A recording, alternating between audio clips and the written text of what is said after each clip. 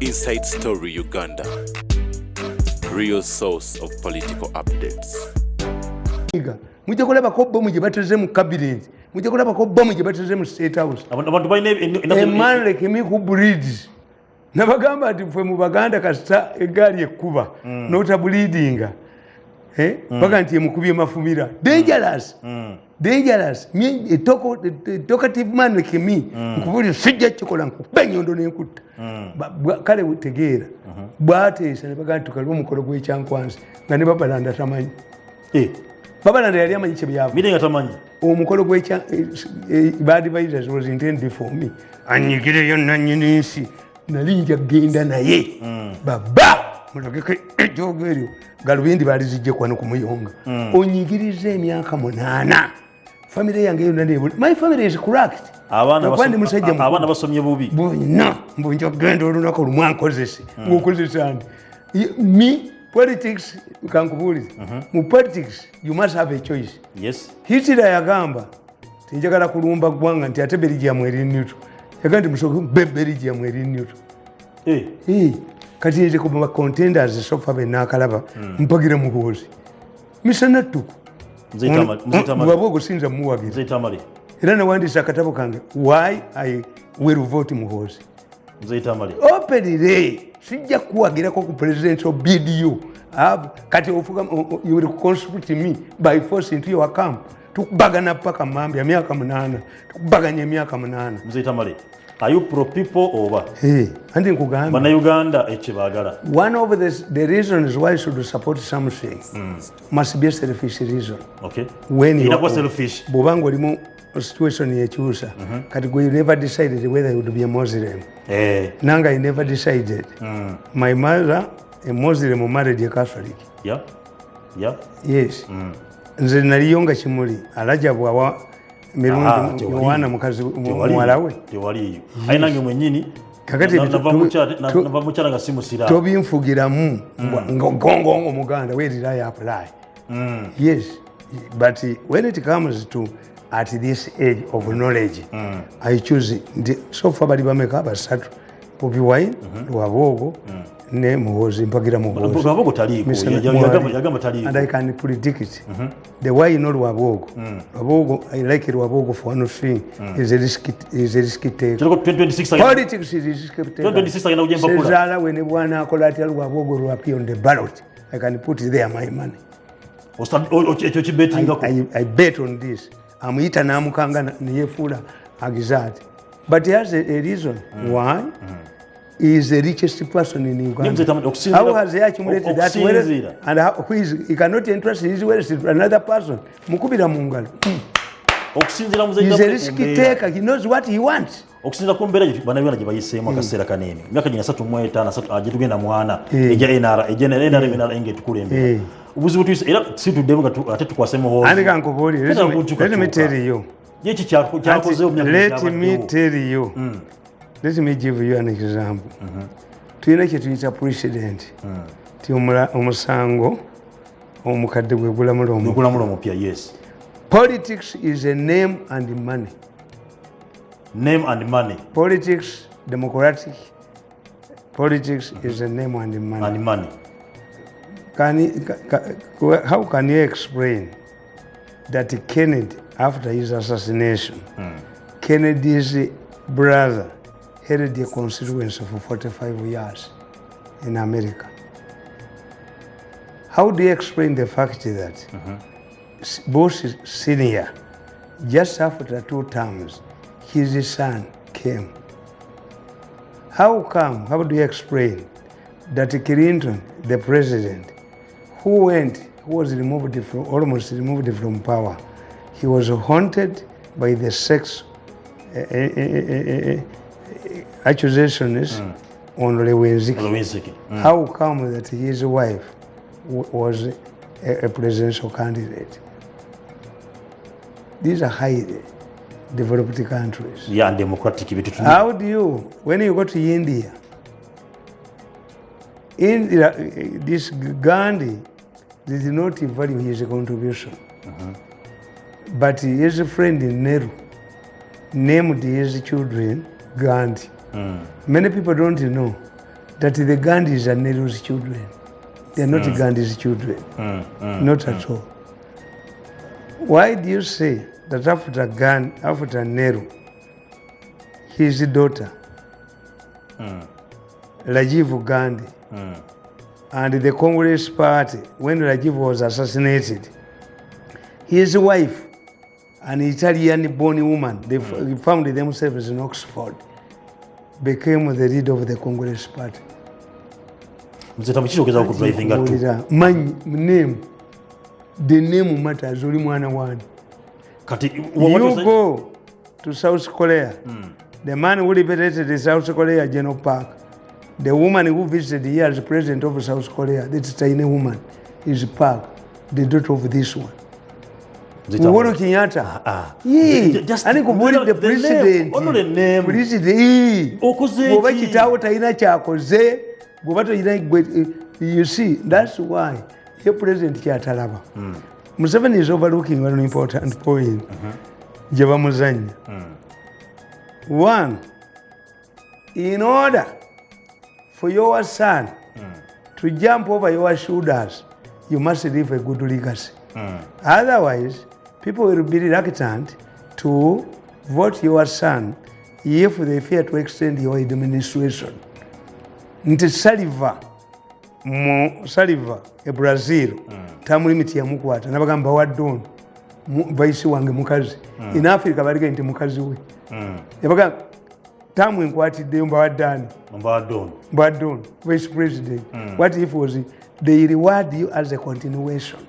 Okay. Yes, kubanga katika nkubulire politics like a wedding oyinza okuba ne muganda wo nga mufaanagana nnyo oba muli balongo, but if you cannot dress yourself ne wajjayo omusajja agamba nti nze bwembeera best man ayagala nokuba na metron kubanga emikolo gy'embaga temugimanyi. Emikolo gy'embaga senga omugole bwalemwa senga yaluyingiramu.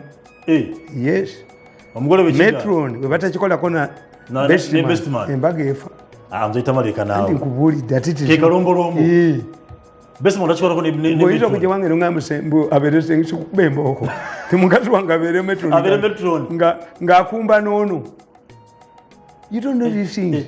Kakati nkubuulira negamba era nagamba omusajja nemugamba nti you man balisinga ebintu by'omugole n'ateekamu nti ennika z'omugole nemugamba nziguze nekikuba mugole nekika you are stupid. If a man reads his knickers mu budget aziguze atege aba abanja ki y'omukazi bw'asoma yamugulira nnika ezamiliyoni asasula atya. Some items are not mentionable. Yes. They are not mentionable. Amasuuti simanyi okuwambaza omugole. Who should dress you? Nanyini mugole yalina okweyawo. Faza gwe tugulira ebyambalo. Kiri naye gwe omugole ate. Oba imam. Naye gwe omugole n'ogamba mbu bagulira amasuuti. Ani yekikutumye? Stupidity. Oba teweesobola. Olinayinira omukakati singa omukazi ayimirira naga nti sebo omugole omusajja mwambaziza. Omugole omukazi n'avaayo n'agamba nti so therefore kugamba nti muyina okumanya politics is very expensive owamu muyingizizaamu ssente kakati lwaki bush ajja tubuuza tetukugamba nti Mr. Mirundi you good communicator party ekubye n'oyo naye gwe contribution yo ku budget ye election campaign eriki we need these billions. The money stands up. Me, I can foot the campaign bill. Bagulu chineta chechibaleeta Kenya era nono Raila Odinga manya gundi Ruto naye amaze gaggawala hasala alimba bulimbi amaze kufuna sente to counter these ones. Era politics yomu wa money. Yes, politics wa money. Nemze Tamale essaawa zino Uganda twetaaga grassroots politician agenda okuba nti aluuza ebigivu by'abannansi obona kuteba omuntu abadde ayogera ku nsonga ezo ye Bobi Wine yakulifayo ayogera ku bizibu by'Uganda ensonga gye n'omuhoozi kankubuli ekiri simple musajja badde mumajja asavi ate mwe ekibakoze muhoozi wabakubidde wali wamu mu propaganda tukiyita contempt card. babuuza Ofono yakubamba bazinamuteeka Ofono is accurate lwakuba baali bamutaddeko denti ate nga yali yabusiru but one of the people kuba yasomesa nga mu political school ekyankwanzi was an instructor. I don't know why yasoma political science obaki naye Ofono is an intelligent man.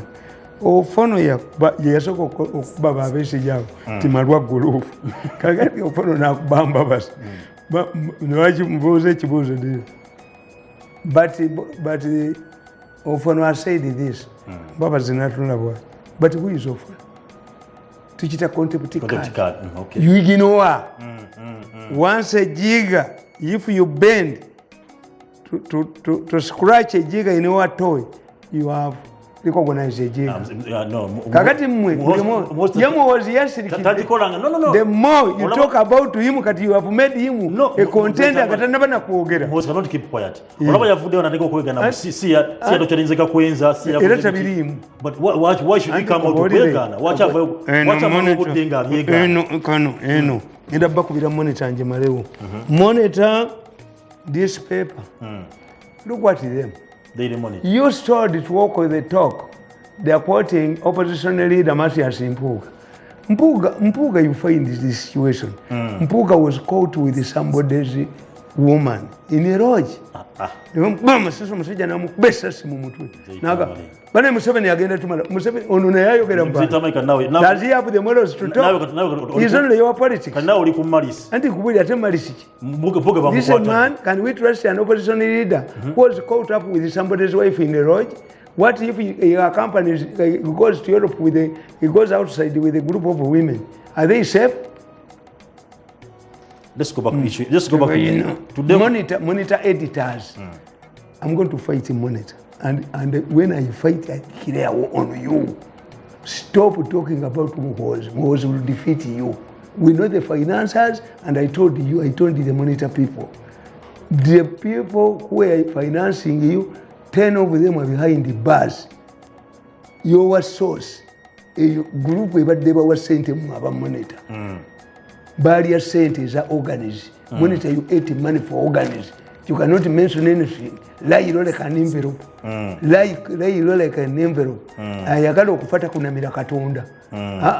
Bokunamira eggulu ate ofa bubinyu kati Allah akutta bubinyu. If your paper has failed, give it a honorable burial. Nti Mpuga, walk the talk. Walk the talk. Mpuga, because Mpuga is yours. Mpuga is a mole.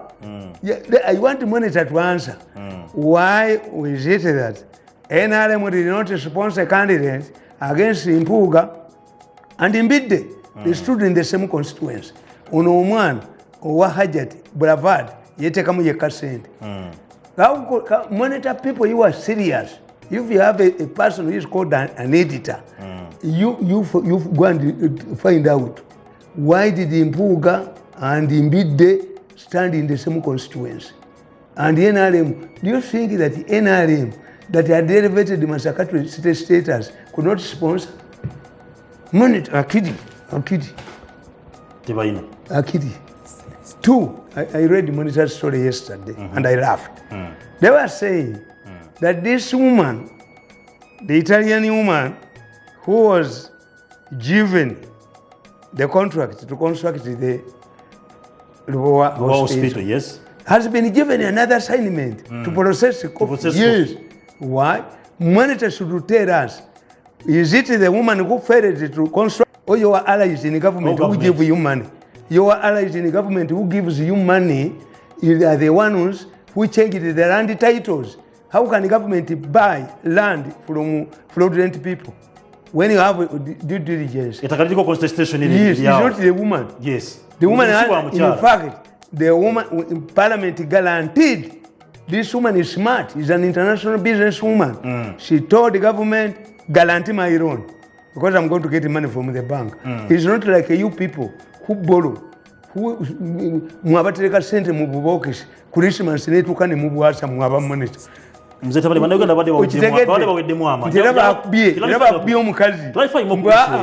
A woman, no, monitor. You see, if me nze nagamba abaana bange I have 4 homes. Buli nyumba yange mulimu enjegerezi. When I start talking rubbish, they should tie me. Monitor oswaza ba ocheya balutandika oswaza pike eyabakubira omulundi ogwasooka.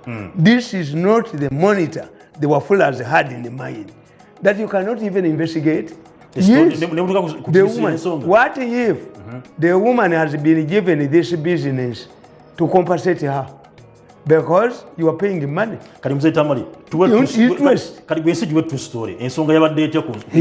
Omukazi mu Italy, president yakyala mu maka ge. Yes. I even accompanied the president. The woman resembles Gaddafi. I thought it was Gaddafi's daughter. Okay. The first time I saw this woman.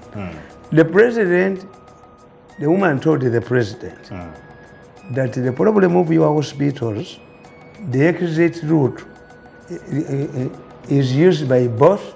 The exit is used by both those who are coming to get treatment from hospitals, the patients, n'abafuluma bekwatirawo endwadde n'abagamba nti Modern Hospital bayita ku munjawulo muki kakati omukyala n'amugamba nti mu kifo ky'okutwala abantu e India you can have a hospital ewammwe wennyini.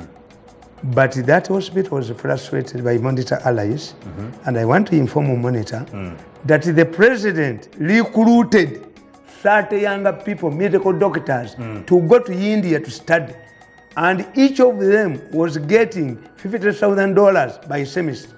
Bazibba sente bazibbira mu State House n'abaana omukaaga abaagenda babalemesa okulaba president. Because the president would ask the number. You look like an idiot. What? Don't you have a family? Don't you have a tribe? Nepotism, I can allow nepotism in that cases. If you get these scholarships and you put only your tribesmen, abana badokita webali abavaayo kwasatu naye nga buli mwana yali aweebwa semester bamufulasetting Museveni. When Museveni talked up of bringing the Cuban doctors, the doctors went on a strike. Yes. Because they could not extract the people's organs in the presence of the Cubans. Era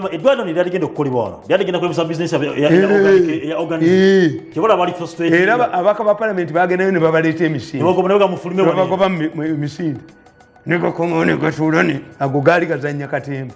Parliament which can summon everybody. Did you summon the contractor, the Chinese contractor? Nagana okujja. Nze bwe navaayo nenda banga president yali CS ku mukyalo. I bought a plot in Gundi nga mmanyi ngenda nange kukolerawo business. Omanyi bw'oba omugezi ali knowledge helps you. Kituufu obala. Ne eddwaliro balirimezaawo. Kati monitor mu busiru bwabwe. This idiot sin monitor. This is not the media we fought to fall with the pioneers. It's not the type of media we fought to fall. I will attack you because you are killing the media. It is better for you to close rather than going with us as professionals. Lubawa Hospital is here. Yes. I normally see vehicles. Gaziriko monitor. Yes. Why don't you ask that of who caused this trouble? This trouble. Is it the woman? Project over. In fact, you are going to get the same experience. Tanzania does not have private land. They will construct this pipeline up to you. But the way they are doing, everywhere the pipeline is going to go, Bagulawo. Ebijambia is attributed to pipeline. Babantu babatta abakadde baddukeyo bafune ebyaffe bo babasasule sente. Are you serious? Ebijambia is linked, learn it from today. Nabagamba let me tell you, I'm not a fool. The first group of Ebijambia people were arrested, arraigned before Masaka court. Yes. They escaped from court. Tomusange Kayinja n'agamba abakedde mu court okulaba ab'Ebijambia balabe katemba atali musasulire anti abasajja olumaze basomera omusango ne bafuumuka mu kooti ne badduka abaserikale ba poliisi nga bawagirwa ab'amakomera bakubye amasasi mu bbanga naye nga bali beeyongera kweyongerako bataddeko akokola tonde kanyuma era bayingidde ekibira kya kalitunsi ekiriko where is the Calipuras forest in Masaka. Mia knew that they were going to escape. Why? There were two important occasions. Okay. There was the omulabirizi of Vukaku was organizing a function, and Makubuya was going to preside over it. Okay. The Kabaka had also visited Masaka, which means security was seen on the ground. This is when they took these suspects, the Bijambia suspects. Tebabasiba mpingunga chitata. How did the suspects know they were firing them air? And what happened to those who enabled these people to escape? There was no forest. A car was waiting for them. One was arrested on Easyway to Bushenyi, another one fled to Kenya. Misophiles.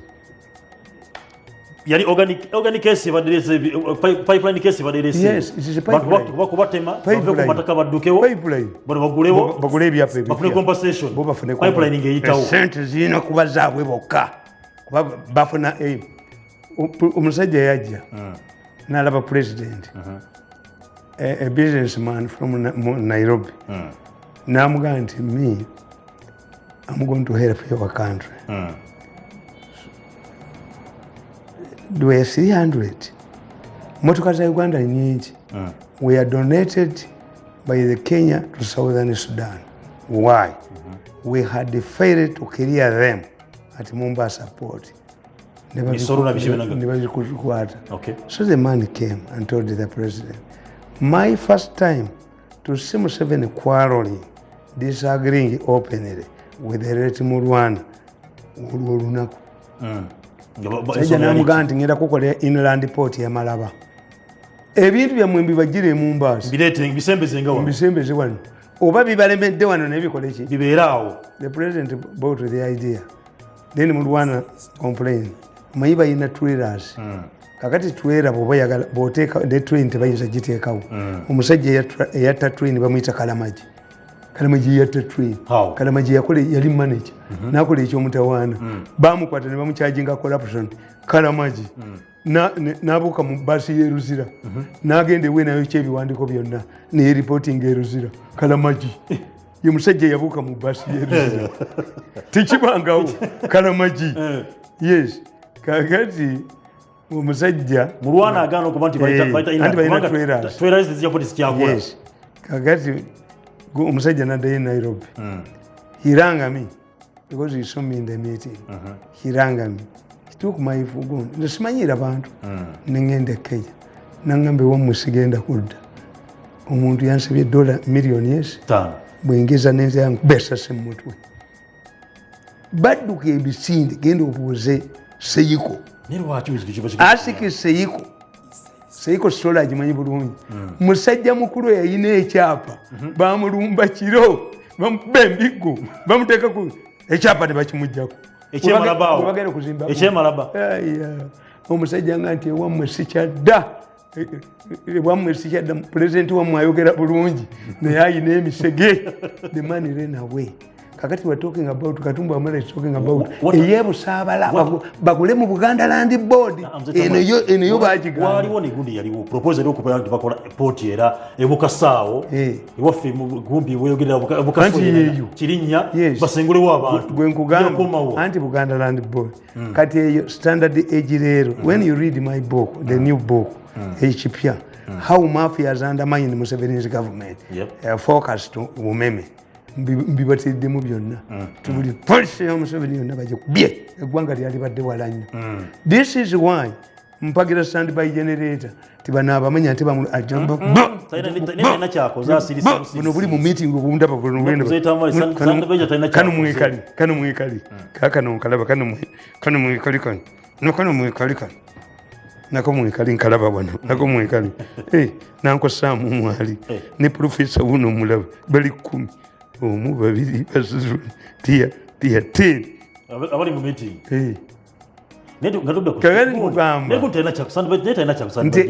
nti standard age rero bagipima leero eno basooka ne bagirya yo ne bazimbamu kati standard age leerwe gye bagamba Museveni. When you read my book, Museveni was the first African leader to identify the economic bottlenecks.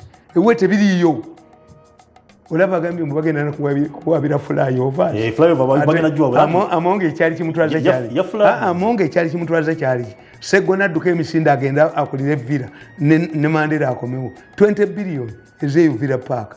Omukazi n'abagamba amonge don't pay, we have gone through a lot of experience, government pays double, we have double payments.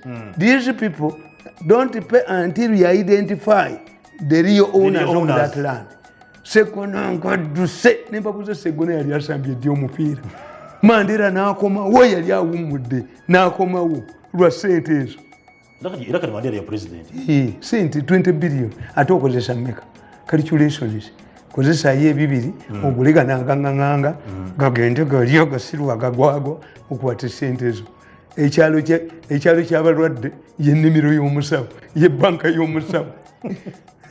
So I analyze nti Umeme Nankabirwa is talking about compensation. Why compensation? Why compensation? What happened to Tuleya where the president invested $400 million? Ziriwa bakyabazirya ku if Umeme singale yate bagibba Umeme, because in economics the price of a commodity remains high as long as there are no competitive substitutes. If we had Leya Umeme yali badde ye yennyini yetwegayirira kubanga Leya was not appended, was not a branch of Umeme. Ezo bazibba ne badduka ba mu nnyumba ye.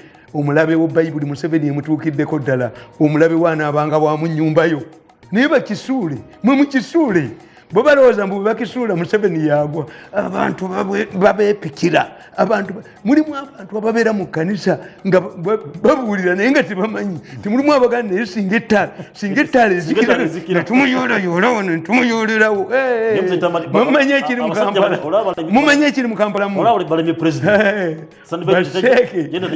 kankubuulire abaana bayinza okuga nti Sheeke Mirundi afe naye nga ab'okukyalo bagamba ne Sheeke kakemu kabuli tubalageko abaana bajoze ekyalo abaana bajoze nabalabye ejjo.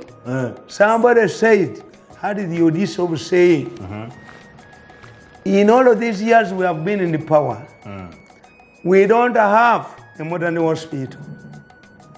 The man was lamenting. Uganda has reduced itself to a cemetery. We take our important people to be brought back to the cemetery. Yes. He's a former minister. Has Museveni eaten this money? Mbabazi yagamba. But I had no political power. A super minister who will accept this. Bana Uganda, no. Bagenda bila wano babatirewo.